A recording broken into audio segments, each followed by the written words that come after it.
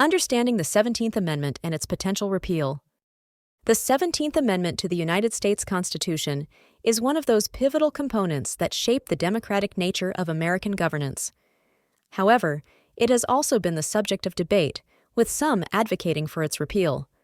In this script, we explore the history of the 17th Amendment, arguments for and against its repeal, and the intricate process involved in amending the Constitution. Our goal is to provide an analytical perspective on why this issue is worth your attention as political enthusiasts dedicated to civic education. The 17th Amendment, ratified in 1913, fundamentally altered the way senators were selected in the United States. Prior to this amendment, senators were appointed by state legislatures. The amendment made it so that the Senate of the United States would be composed of 2 senators from each state, elected directly by the people thereof.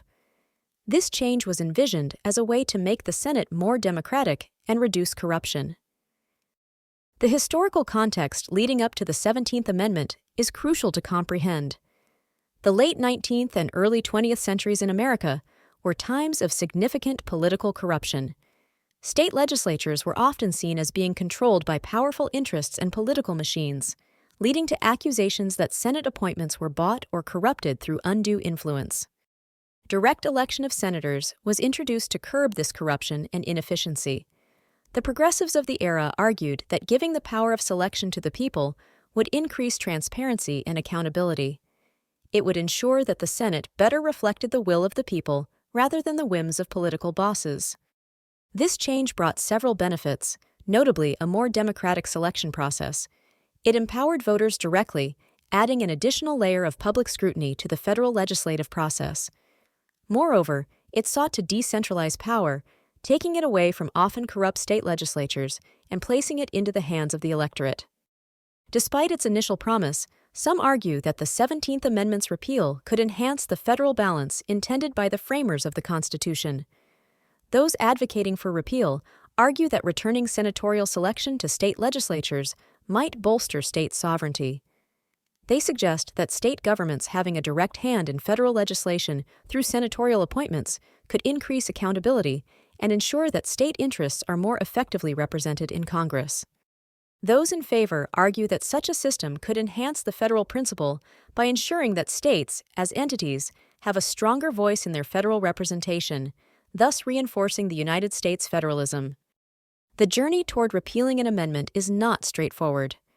The United States Constitution provides methods to propose amendments, which include obtaining a 2/3 majority in both the House and Senate or through a constitutional convention called upon by 2/3 of state legislatures. Following this, any amendment must be ratified by 3/4 of state legislatures or conventions held in the respective states. This complexity ensures that changes to the Constitution are not undertaken lightly. Rather, they demand broad consensus and reflection on public interest and governance structures.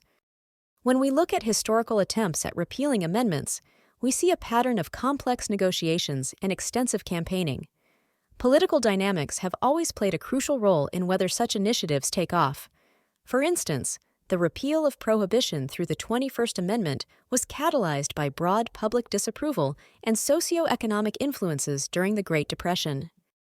Politically, attempting to repeal the 17th Amendment would involve navigating a deeply partisan environment. It would require compelling arguments that transcend party lines and foster cooperation across different political and civic groups. The central argument around the 17th Amendment touches on the essence of federalism and democratic representation. Returning to legislature-appointed senators might strengthen state voices, but potentially distance federal electees from direct voter accountability.